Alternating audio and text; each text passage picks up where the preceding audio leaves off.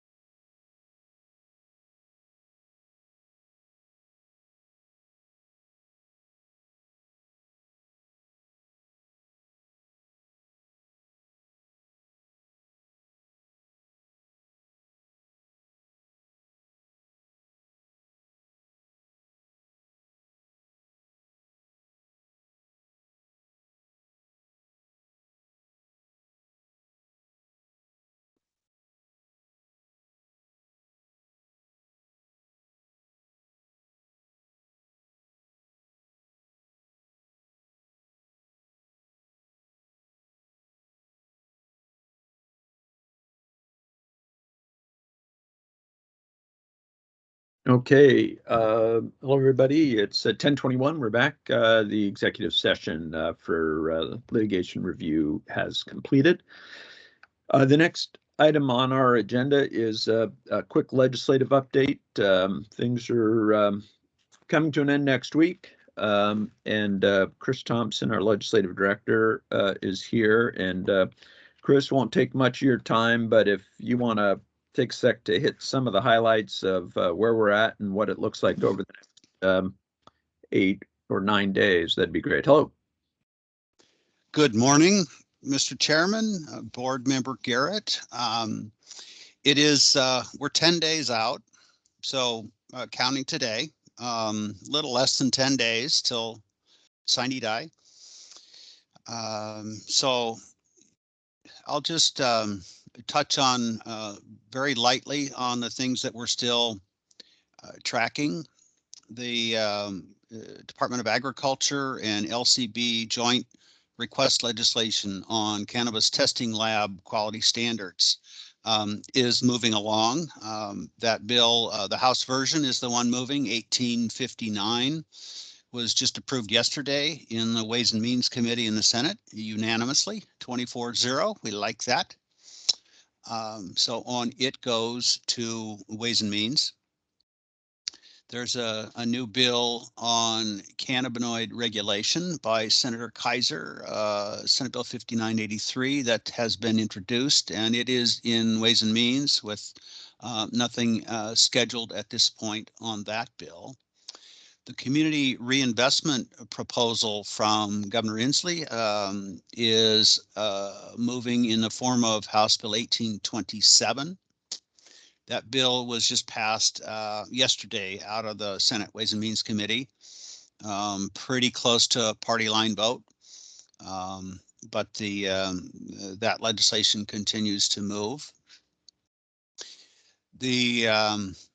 There's a Senate bill by Senator Saldana, 5796, that was introduced to restructure the statute providing for appropriation of cannabis revenues, and the House Appropriations Committee passed that bill yesterday. There were 6 amendments on it that were all withdrawn. The one amendment that was passed strips everything out of the bill, so there are no statutory changes anymore in that version of the bill.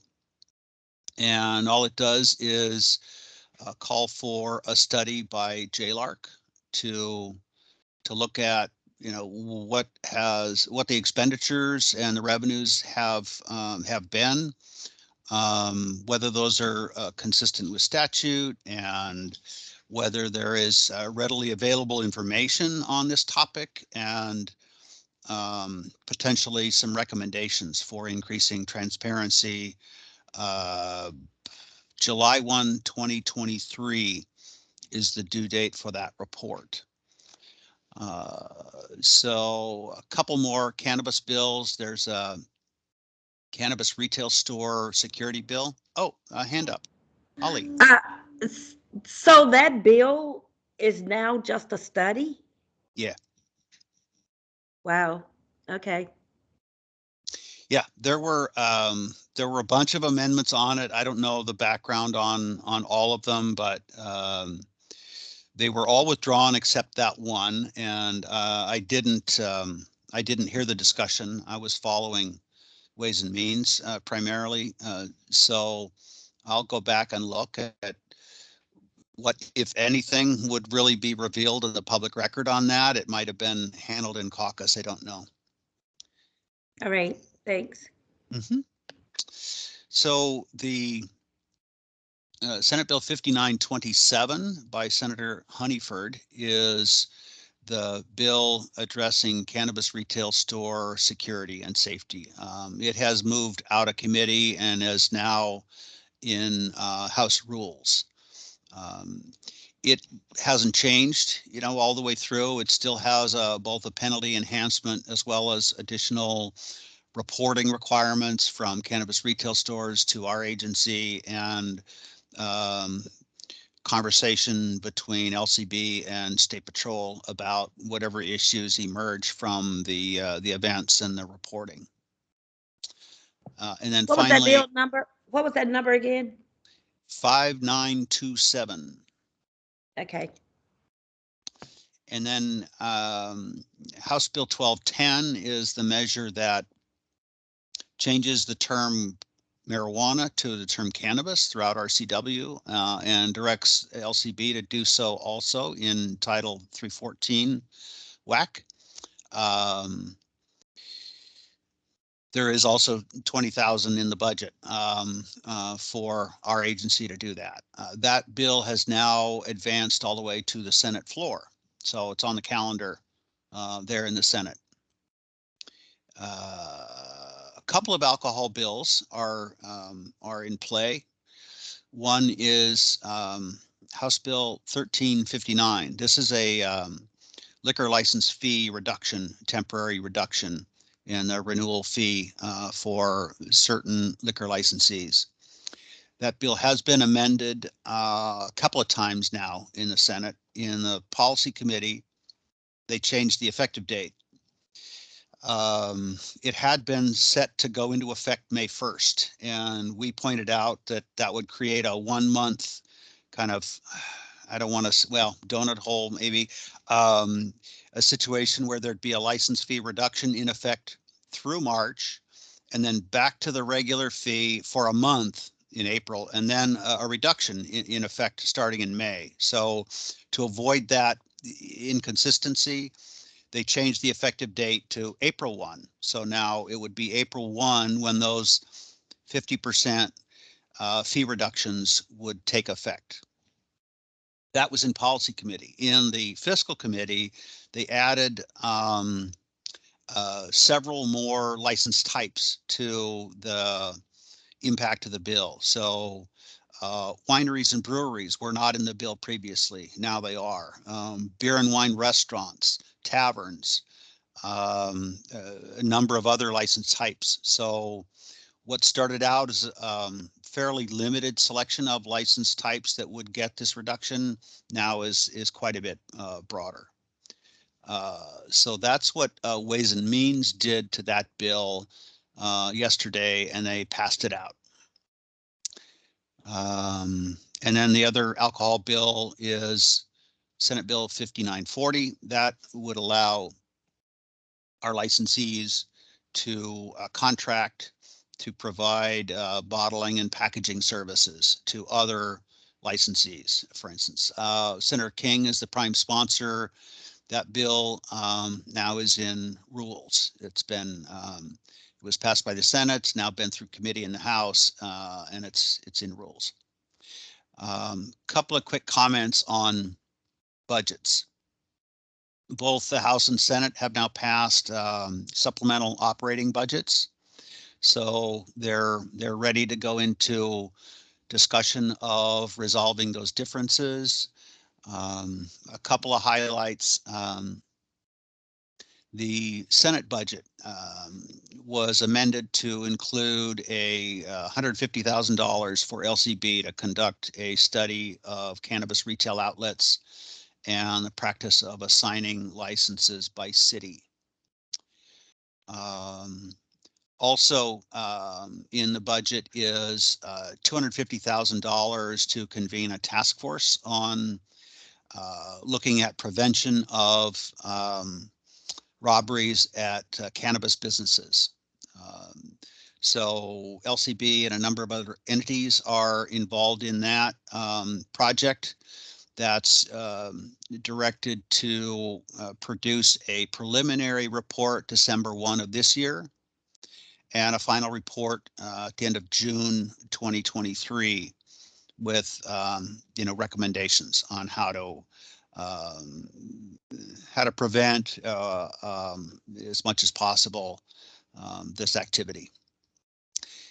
There's also funding in the budget for several agencies, including LCB, that are limited law enforcement authority agencies for additional training through CJTC. So that's something that Chandra has been working on, and I've been working on with her and a group of other agencies, the governor's office and OFM, to try and address some, I think, unintended consequences from legislation last year around law enforcement reforms. So those are highlights. We have another cutoff date coming on Friday, 5 p.m. opposite house. So there'll be pretty much all the action will be on the floor this week, trying to pass out all those bills, as many as they can. And then that'll leave all a week to resolve the differences between House and Senate on everything that's passed both houses. So that's a quick tour of where things stand. Okay, great. Boy, it's close to the end, but a lot of work still to be done up there. Oh yes, Yeah. a lot still to be done. So it's it's going to be a long, short 10 days. Yeah. Okay. Well, appreciate you keeping an eye on it. As always, let either one of us know if there's something we can do to help at any pinch point or anything of that, and try to, get some rest. All right, wherever possible. Yeah. Thank you very much. Thank you, Chris. All right. Now we will move to prep for tomorrow's board meeting and a general rules update, and I'll turn it over to Kathy Hoffman, the Policy and Rules Manager, and Ms. Hoffman, let you bring up who you need. Thanks. Thank you, Chair Postman. Good morning, and good morning, Board Member Garrett. What I'll do is just give a brief rulemaking update, and then as part of that update, we do have some board activity tomorrow, so I will hand it over to Jeff Kildall, who will be presenting a 103 package tomorrow, but I'll go ahead and start with the rules update now. So starting with alcohol, with respect to the axe throwing rule project, as you know, we had a listen and learn session, hosted a listen and learn session in late January on those rules.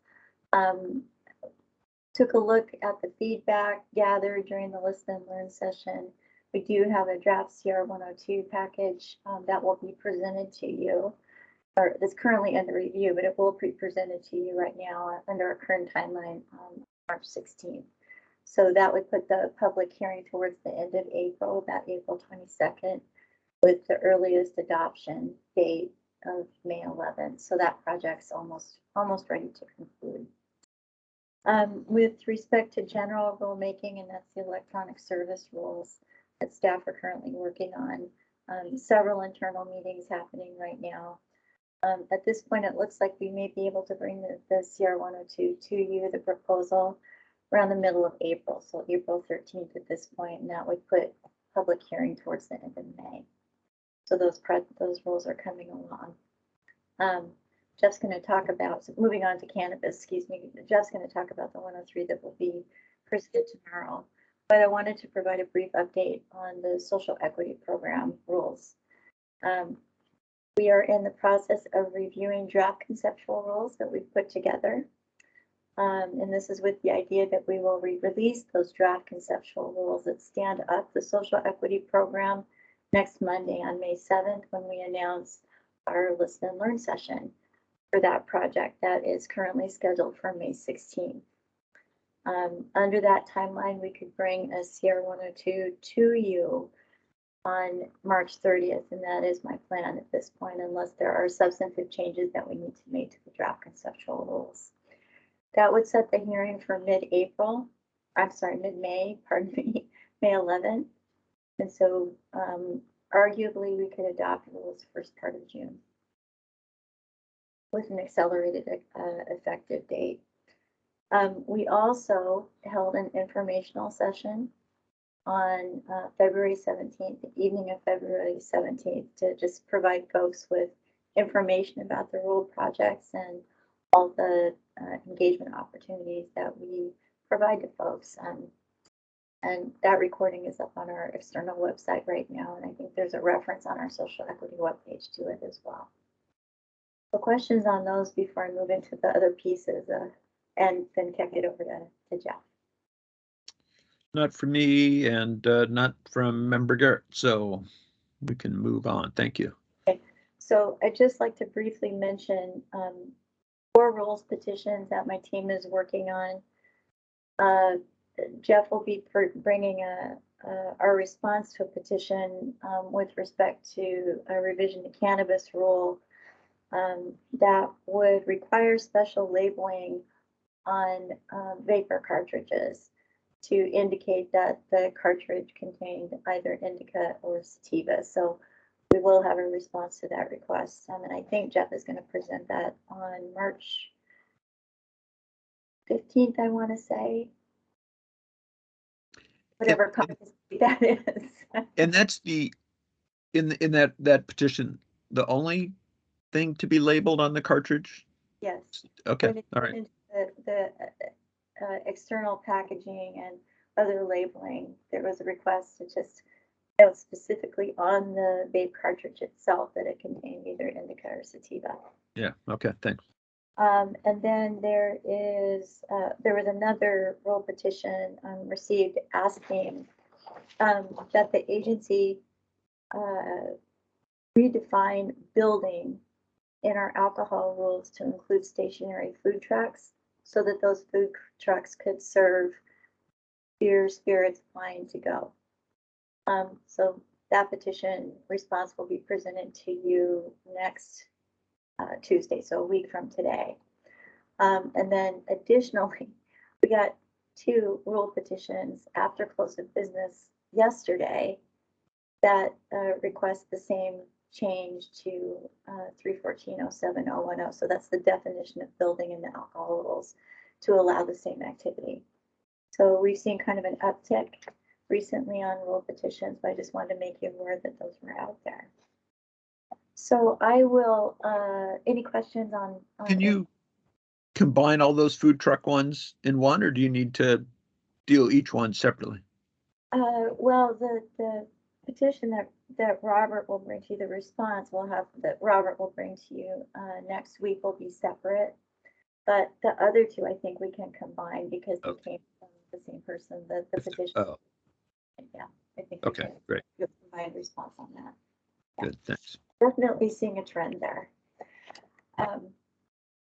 So if there's no other questions, I'll hand it over to Jeff to brief you on his presentation for tomorrow on quality control rules. Great, thank you. Thank you. Well, there's Mr. Kildall. Good morning. All right. Good morning, Chair Postman and Board Member Garrett. Tomorrow I will be presenting to you a CR 102, or excuse me, CR 103 permanent rulemaking regarding changes to current rules that will require all marijuana products produced and sold in Washington to be tested for pesticides in addition to the current I-502 tests. And these rules will also allow the board to conduct randomized or investigation-driven heavy metal testing of marijuana products.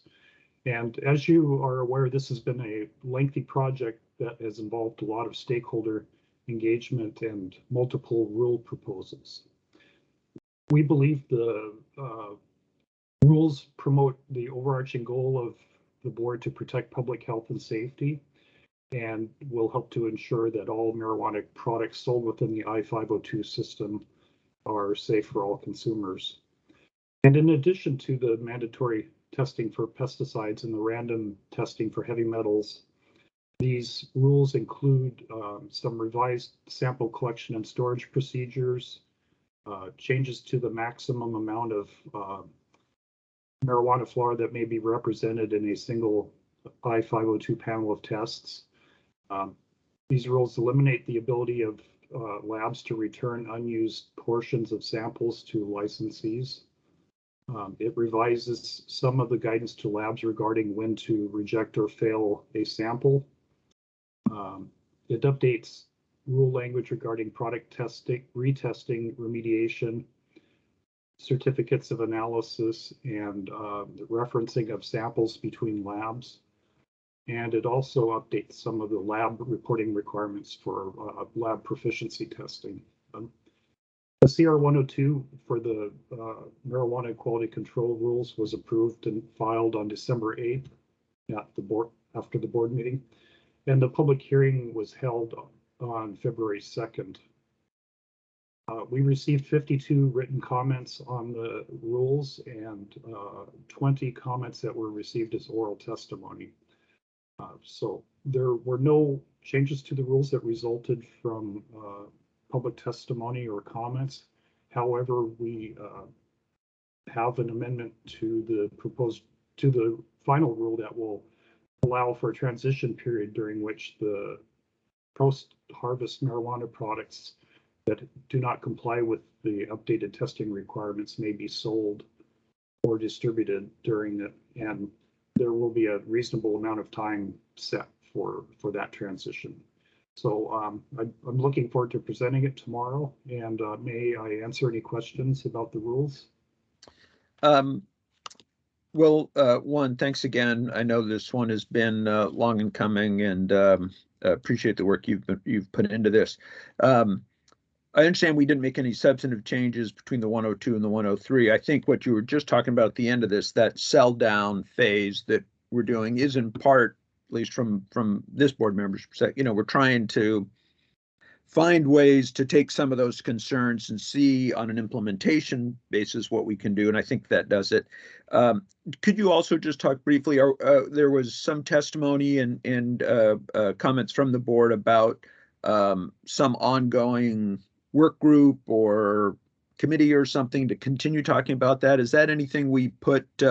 Oh, I knew that would get Ms. Hoffman to pop back on the screen. Do you want to answer that question? I know we talked about this, but is that something that we put into any of these documents, or do we just do this and then we move that? Because I think that's the other important piece that from my perspective allows us to keep working on some of the concerns we heard. Because as you both know, I took a lot of notes after the public hearing. We had a lot of conversations.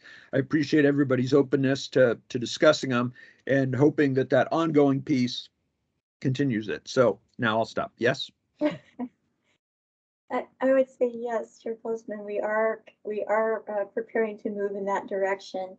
And I just wanted to jump in here because really Jeff's focus has been getting this package to the finish line. And so Jeff will be leading that effort and putting that work group, leading that work group into the future.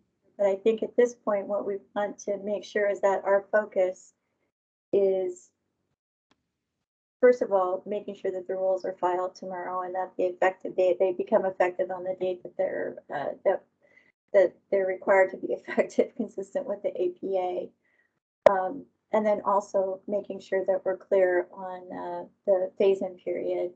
And once that sort of settles, I would say somewhere toward end of April, we'll start working on recruiting people to be a part of that work group to think about the effectiveness of these rules, because that was a outreach from, I think it was Cannabis Alliance, that we thought was would be very helpful in determining the effectiveness of these rules and what we might need to adjust into the future. Yeah, I've had several really good conversations about this with people in the biz, and so when we get to that point, I'll be interested to see how we form that. And for me, it's just nice that we'll have a continuing conversation. We're not issuing rules and saying see you later. Right. And I appreciate the openness of you and your team to look for ways to engage in that. I also think, as talked about last time we met on this, which is we can't delay any longer on getting the rules in place.